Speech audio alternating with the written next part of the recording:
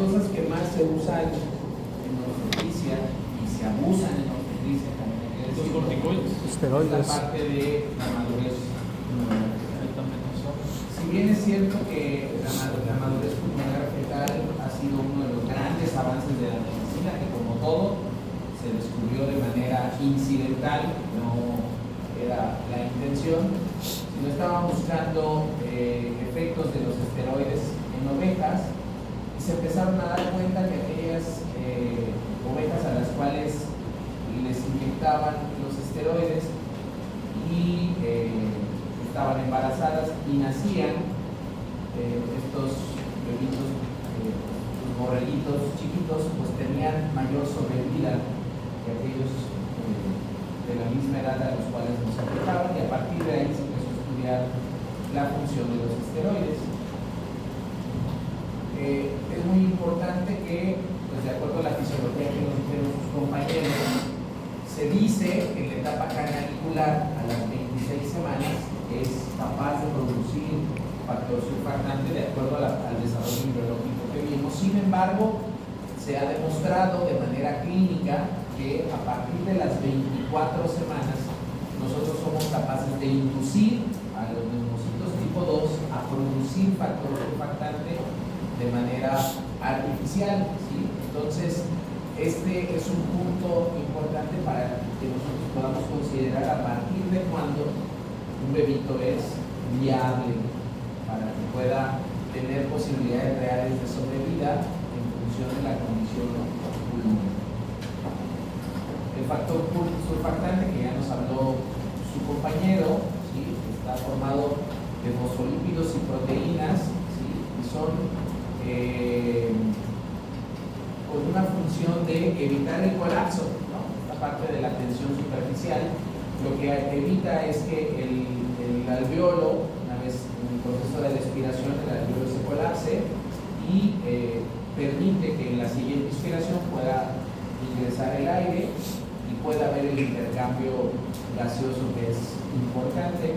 En su composición tenemos el 80% de fosfolípidos, principalmente dependiendo la edad de gestación, pues vamos a encontrar fosfatidilcolina, fosfatidilglicerol, ¿sí?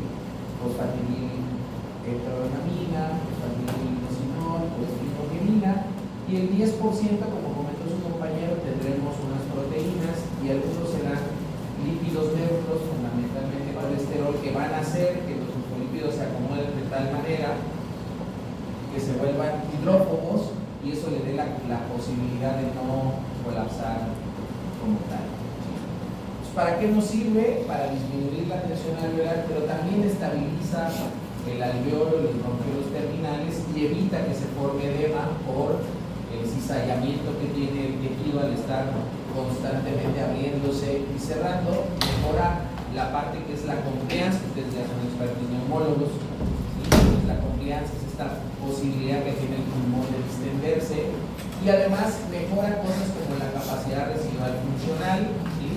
El índice de ventilación, y hace que el trabajo respiratorio tenga mucho menos resistencia como tal, o sea, en general permite la función respiratoria del pulmón. Aquí vamos a tener que estas son las proteínas que lo componen, son proteínas A, B, C, D, y cada una de ellas tiene una función como tal en esta porción del alveolo para que se puedan ir acomodando en su momento la parte de líquido que tiene y la parte de aire. Como tal, una vez que se produce el factor surfactante, es almacenado en estos cuerpos lamelares que llaman, y estos son mandados o excluidos hacia una porción de la monocapa y disminuye la tensión superficial una vez que son expulsados y hacen la función dentro de él. Entonces, hay situaciones que se han estudiado que pueden ser capaces de modificar este proceso de maduración pulmonar que nos han explicado sus compañeros, y aquí tenemos esta tablita que sigo insistiendo y siempre la sigo poniendo porque es una tablita que dice cosas que son verdad y cosas que son mentira, ¿sí? Se habla que, por ejemplo, las pacientes que tienen hipertensión arterial crónica hacen que sus bebitos maduren mejor, ¿sí? Si tienen una enfermedad hipertensiva inducida por el embarazo o una restricción del crecimiento, una ruptura de membranas prolongadas, ¿sí? Se dice que esto puede acelerar la madurez pulmonar. Su compañero ahorita nos dijo, ¿qué pasa con el tabaquismo? Se retrasa. Es una mentira que el tabaquismo ayude a mejorar esta condición. Entonces, todas estas que dicen aquí que aceleran la madurez pulmonar son mentiras. Sin embargo, vienen referidas en algunos libros, pero son cosas que se pensaban hace mucho tiempo, ¿no? Se decía que el paciente que tenía una preeclampsia, aunque fuera a nacer madurito, decía la misma preeclampsia hizo que por estrés madurara. Y no es cierto. Se hicieron estudios en muchas partes del mundo, incluyendo México, en donde se evidencia que el bebito nace prematuro y tiene alteraciones respiratorias del prematuro, haya tenido preeclampsia o haya tenido restricción del crecimiento. Lo que sí es cierto es lo que va del lado derecho. ¿Sí? Dice, la diabetes descontrolada hace que se retrase la madurez pulmonar. Ya su compañero nos dijo, ¿quién se acuerda cuál es el factor de la diabetes que hace que se retrase la madurez pulmonar? TFT. Oh, algo así.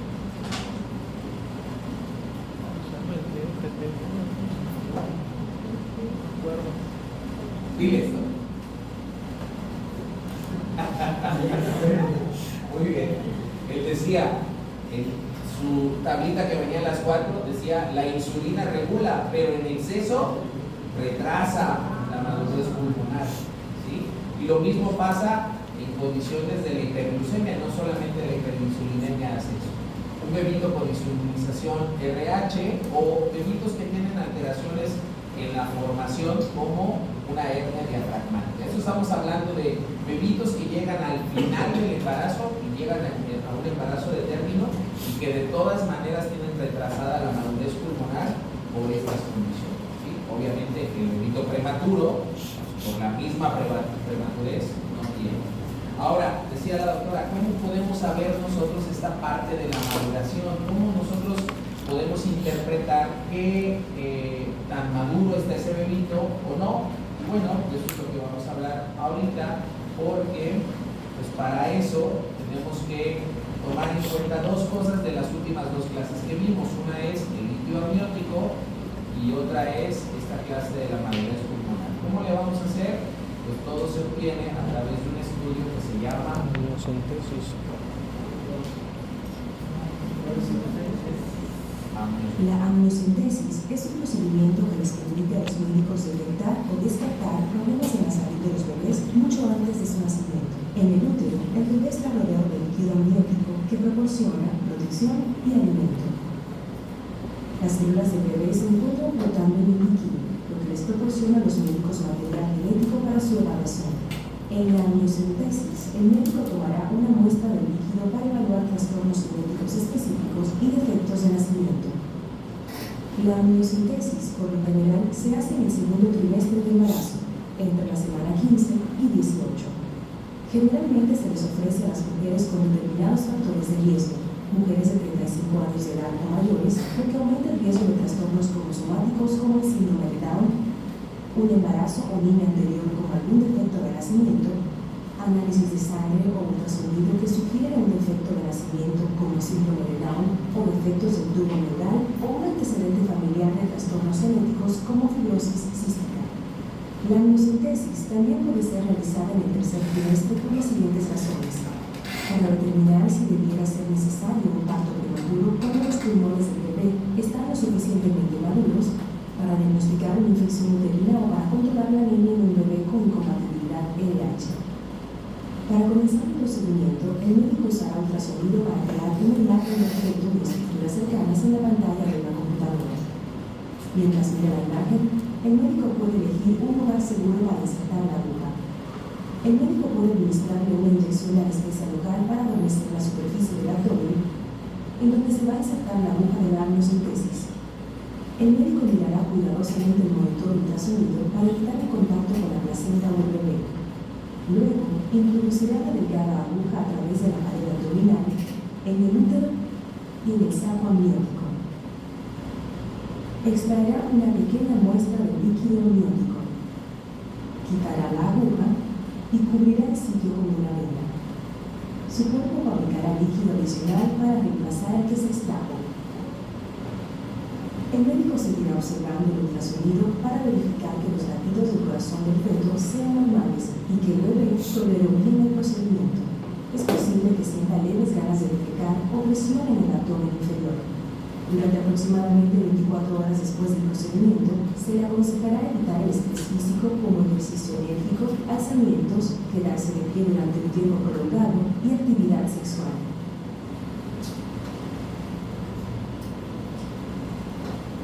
Sí, dime. Tengo una pregunta.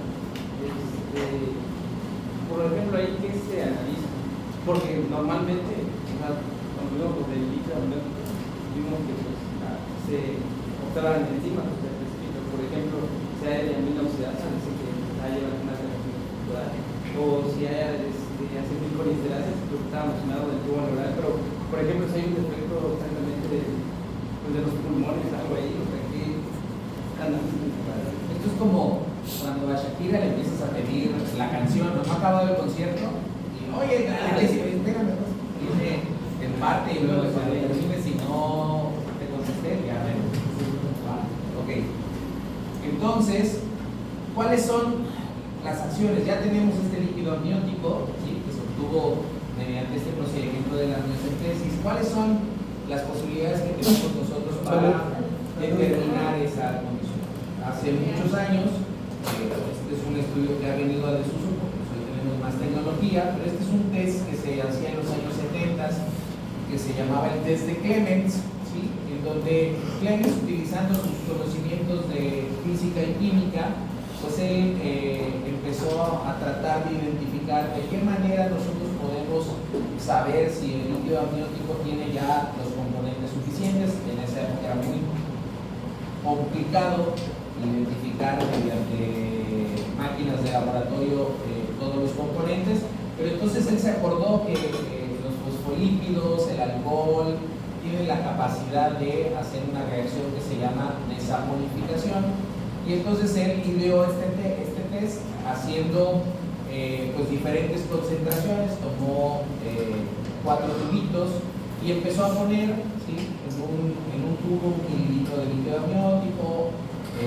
alcohol, y luego al otro le puso solución salina, y entonces después de que hacía las concentraciones los quitaba, y entonces encontraba estas reacciones de saponificación, en el cual pues, se leía mediante esta tabla visual para poder identificar en qué condiciones había. Entonces, si todas las burbujas estaban acumuladas, era un test positivo, y podía ser más dudoso o finalmente negativo si no había esta reacción de saponificación.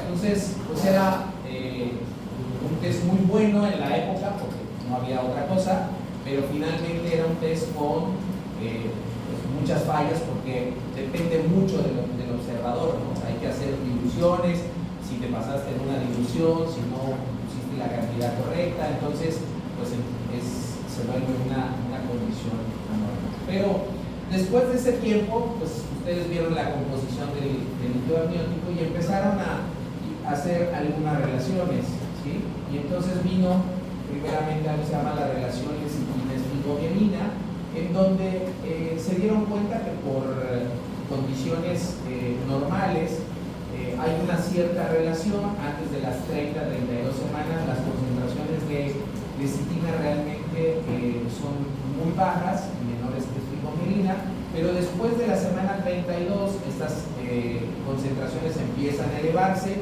inicialmente se equiparan y posteriormente existe un incremento muy importante de la lecitina. Entonces, cuando esta relación se modificaba o cambiaba, encontrando mayor lecitina que esfingomierina, entonces se identifica que el bebito tiene una madurez pulmonar adecuada, ¿sí? Aquí vemos, se hace mediante un estudio que se llama cromatografía, ¿sí? Y cuando el cociente de lecitina esfingomierina es igual o mayor a 2, entonces se determina como una condición normal.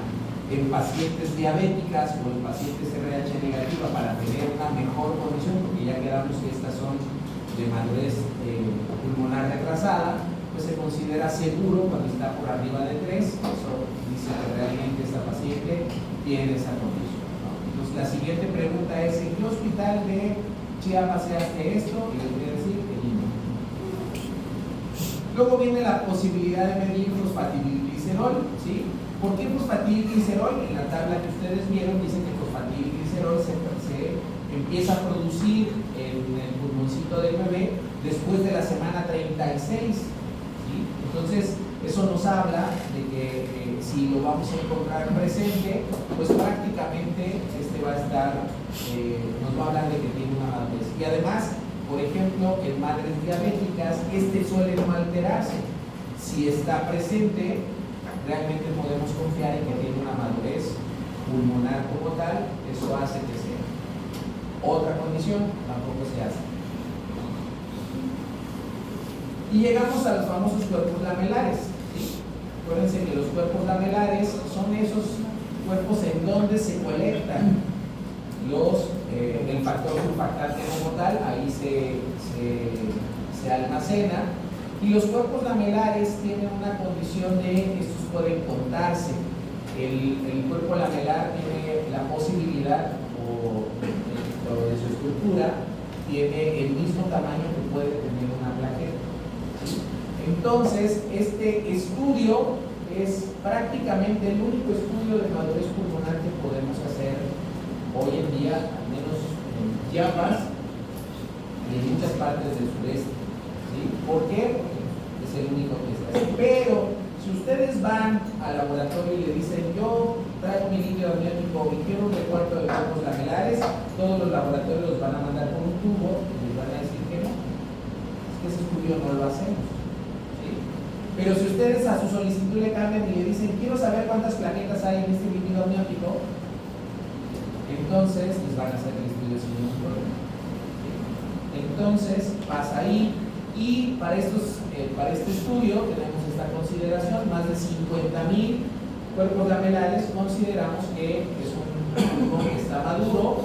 Y bueno, si tiene menos de eso está indeterminado, entre 16 y 49,000 no podemos saber, y sabemos que está inmaduro cuando tiene menos de 15,000. Luego viene la densidad óptica, que es otro estudio que tampoco hacemos, ¿sí? Generalmente estos estudios se hacen en los hospitales de tercer nivel en la Ciudad de México, y aunque son estudios que tienen mucho tiempo, realmente poco se han solicitado en los hospitales por razones que desconocen. Pero esos son los estudios de madurez pulmonar que tenemos. Y luego la doctora nos decía: bueno, pero ¿y el ultrasonido? Bueno, en el 2001 hubo gente que se puso a hacer estudios viendo cómo iba la resistencia de la arteria pulmonar. Ustedes recuerdan que quedamos que los pulmones están colapsados, con la resistencia pulmonar es muy alta. Sin embargo, esa resistencia, conforme los pulmones se van desarrollando, va disminuyendo, ¿sí? Y entonces, en algún momento fuimos capaces de poder hacer un estudio Doppler de la arteria pulmonar y entonces ver cómo va cambiando la condición de flujo, hasta llegar a que se desarrollara un estudio que se llama Quantus FLM.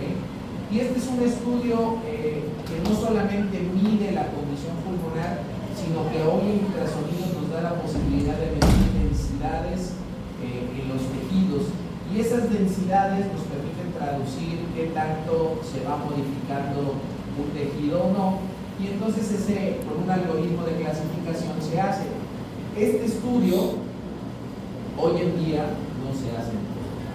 Se hacía hace tiempo, pero los radiólogos que estaban, esto requiere un entrenamiento especial para realizarse, y no solamente el entrenamiento, requiere comprar un software, ¿sí? Donde todos los hallazgos que se encuentran se meten al software, y el software saca el resultado completo. Los radiólogos que lo tenían tuvieron ahí problemas, luego se quedó, pero parece ser que ya no está. Pero al final de cuentas es un estudio que nos permite de manera no invasiva, que esa es la gran ventaja que tiene. ¿Cuál es la desventaja? hacer una amniocentesis y una determinación de cuerpos lamelares nos debe estar costando unos 1,200 pesos.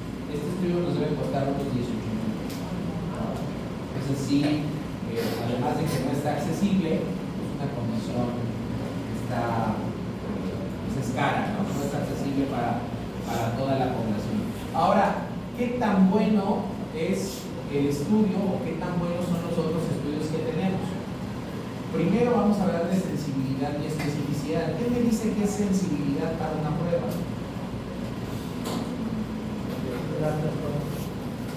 Sí, no, tú levantaste la mano decentemente, ¿no? ¿No? No, sí, es Es cuando. como la que tocó el botón y No, es cuando una prueba, la sensibilidad te dice de que sí, de que es 90% de sí, ¿verdad? De que te dice que sí tiene algo. Y la especificidad es cuando te dice que no, que 90% de especificidad, de que si no lo tiene, te va a decir que no lo tiene. Ok. Ajá. La sensibilidad dice que sí, y la especificidad dice que si no lo tiene, no lo tiene. Ok. ¿A todos les quedó claro? No, la especificidad quiere decir que es algo específico, o sea, sí, no sé, una prueba de VIH, ¿no? 99% específico de que es VIH. O algo así, ¿no? No tiene nada que ver con eso. Como las cosas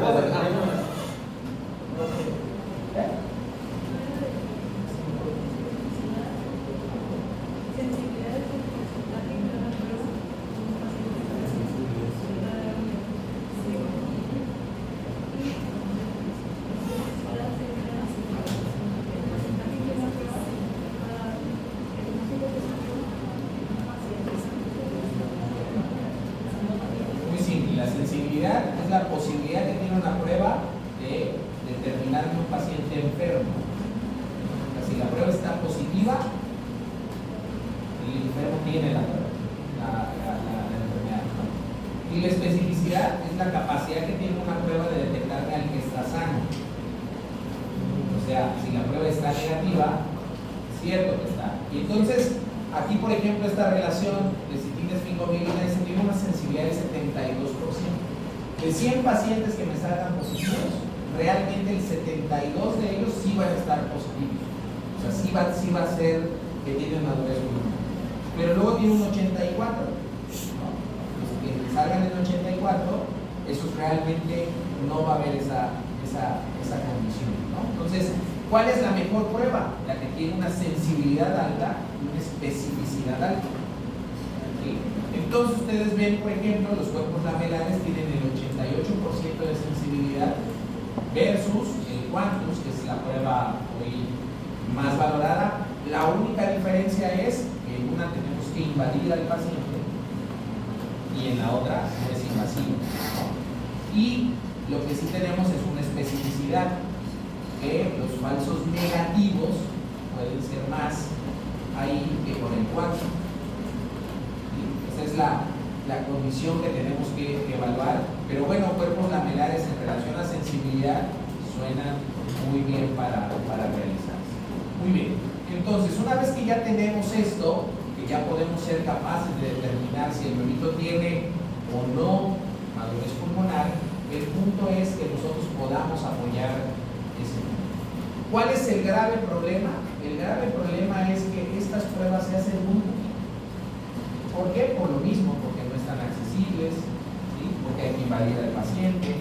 Y entonces la gran mayoría de decisiones de darle o no esquema de madurez pulmonar están basadas en la clínica.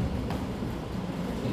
Y esa es una condición muy mala, porque así como es muy bueno el ponerle a un bebito esquema de madurez pulmonar, un bebito de 30 semanas que va a nacer, para ese bebé es un mundo de diferencia que nazca con un esquema de madurez pulmonar a que nazca sin.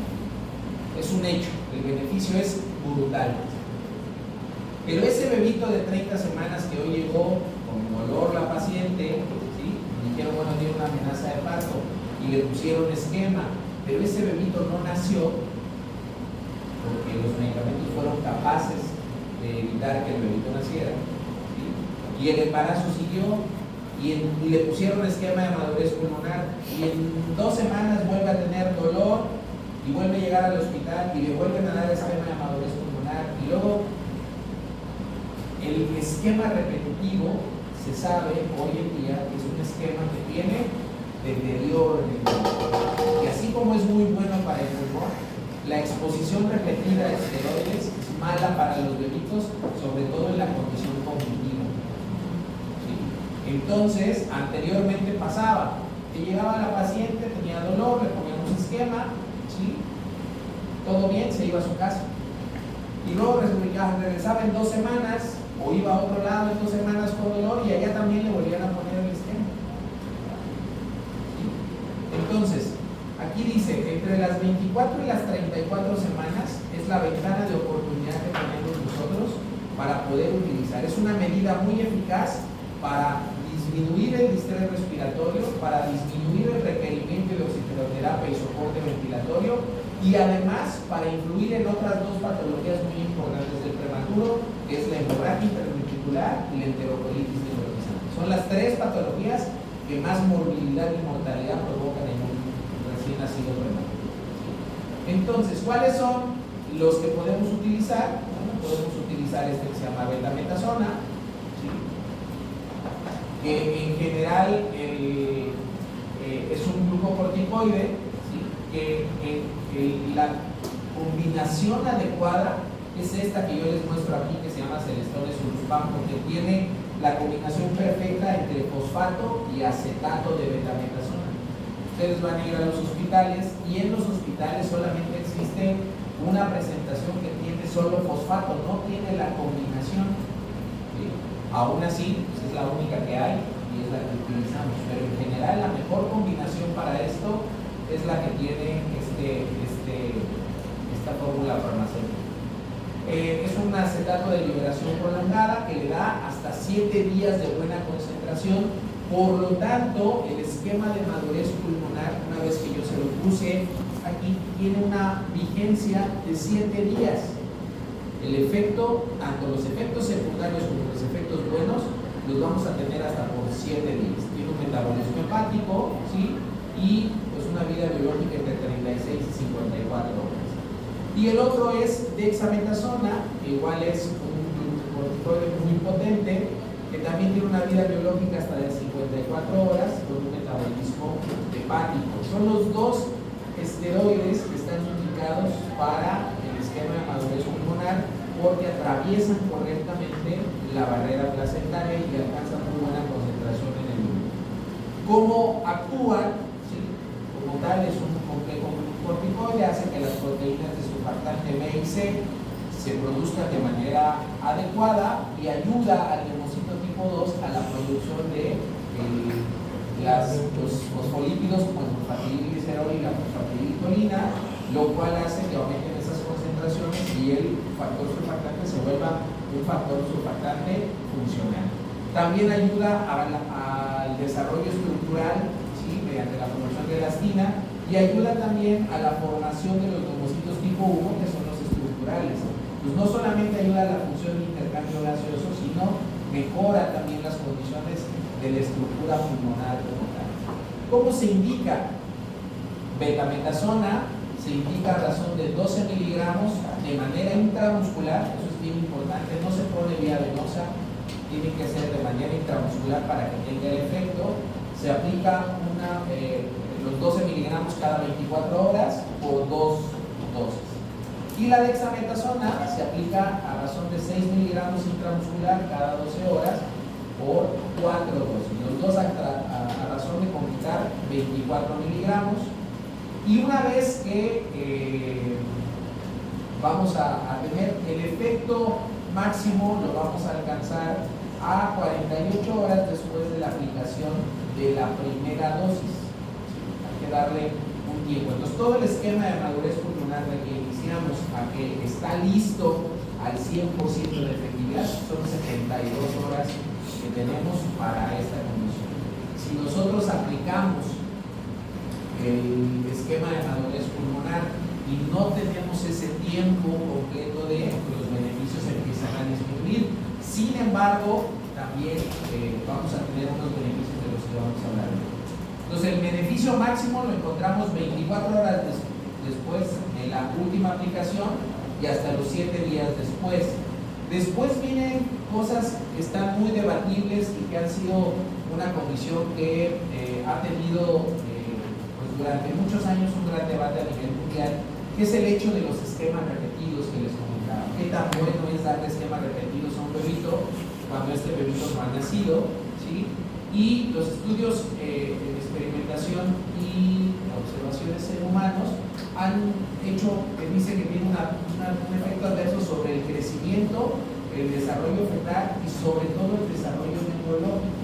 Por lo tanto, los efectos o el poner un esquema de madurez pulmonar después de haber ya puesto otro requiere condiciones muy específicas para que lo podamos hacer. ¿Cuáles son los efectos secundarios? Bueno, en la madre puede provocar hiperglucemia, por lo tanto, en pacientes diabéticas, siempre que vayamos a poner un esquema de madurez pulmonar, la paciente se tiene que hospitalizar, porque nosotros somos capaces de desencadenar una cetoacidosis diabética a la paciente al ponerle un esquema de madurez pulmonar. Todos estamos de acuerdo que está indicado para el bebito, pero la madre tiene que hospitalizarse. Pacientes con edema agudo pulmonar, ¿sí? O puede haber una supresión suprarrenal, que eso cada vez tiene menor peso porque la verdad es que las dosis que utilizamos no tienen la mayor condición. En el bebito lo que vamos a ver es un aumento de la diferenciación celular, puede haber involución del timo, ¿sí? Esto es riesgoso para el bebito porque ya sabemos que el timo es una línea de defensa para el bebito, una disminución de la división celular en el crecimiento y de la madurez neurológica, ¿sí? Pero esto está visto más con las dosis repetidas. Entonces, la administración profiláctica no existe. Es muy común que llega la paciente al consultorio y dice: oiga, doctor, ¿cuándo me va a mandar la vacuna para los pulmones de mi bebé? Esto no es vacuna, esto no es para todas las personas, porque luego cuando le dices que no, te dicen: es que a mi comadre en el seguro se la dieron. ¿Sí?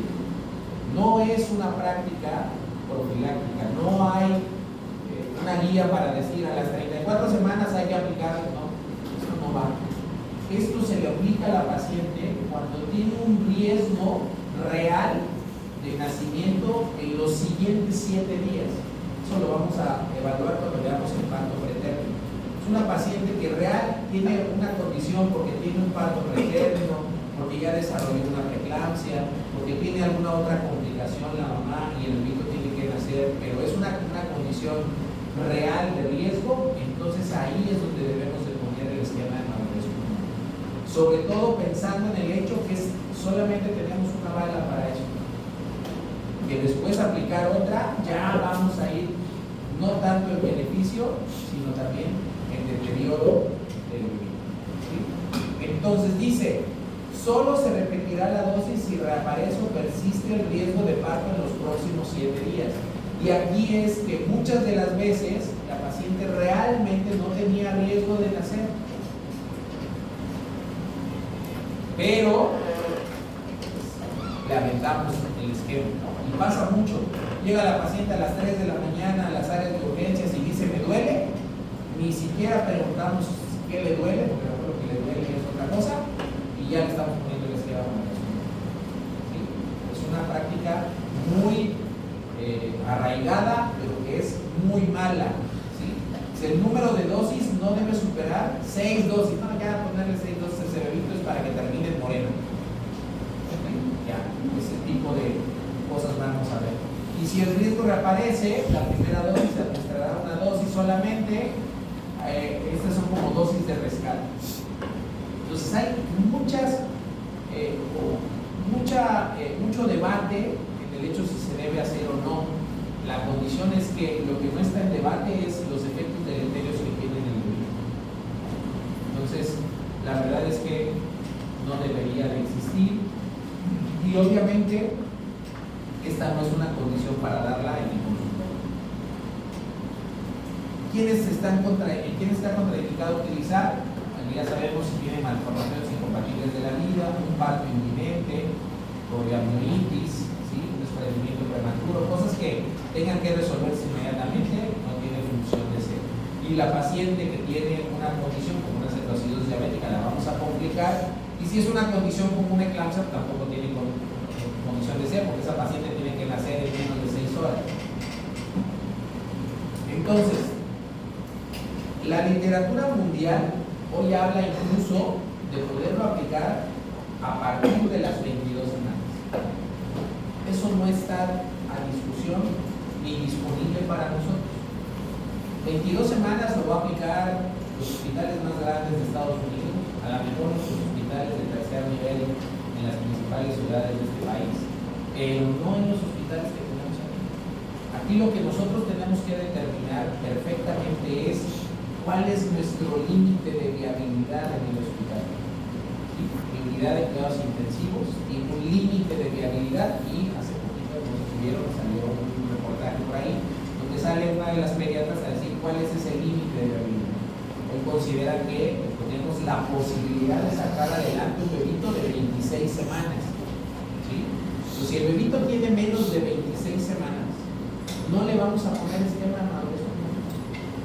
¿Por qué? Porque mi unidad de cuidados intensivos neonatales no tiene la posibilidad de sacarlo adelante.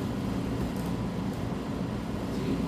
Entonces, eso es bien importante para tomar en cuenta esa determinación. Y la otra es que el límite hacia arriba siempre se consideró 34 semanas. Se decía, si a las 34 semanas ya tenemos prácticamente el 80% de la madurez pulmonar, ya no tiene caso que le pongamos esquema, y así estaba normado. Sin embargo, hace cuestión de unos 3-4 años, pues por ahí salió un estudio partiendo desde el 2016, donde dice, oye, pero si el bebito tiene 35 semanas, ya vimos que si le ponemos esquema de madurez pulmonar y si no le ponemos, también hay una diferencia significativa. Entonces, a partir de ahí hay un extendido, dijéramos, para que si el bebito tiene menos de 36 semanas, podamos aplicarle también el esquema de madurez pulmonar, siempre y cuando no se lo hayan aplicado. ¿Sí? Ese sería hoy como nuestro punto de corte para hacerlo ahí. Y ante la condición de una emergencia, llega una paciente y trae 5 centímetros de dilatación, ¿le ponemos esquema de madurez pulmonar o no le ponemos esquema de madurez pulmonar?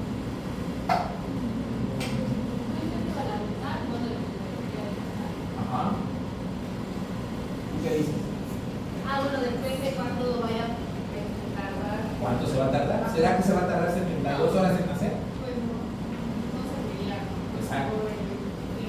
Y eso es un buen concepto. El hecho de decir es que tengo que esperarme 72 horas hasta que el bebito pueda tener efecto. Sin embargo, lo que se ha visto es que si bien el ponerle una dosis del esquema de madurez pulmonar no le va a ayudar al pulmón, sí nos va a servir para otras cosas y a disminuir, por ejemplo, la incidencia de enterocolitis necrotizante y la hemorragia interventricular.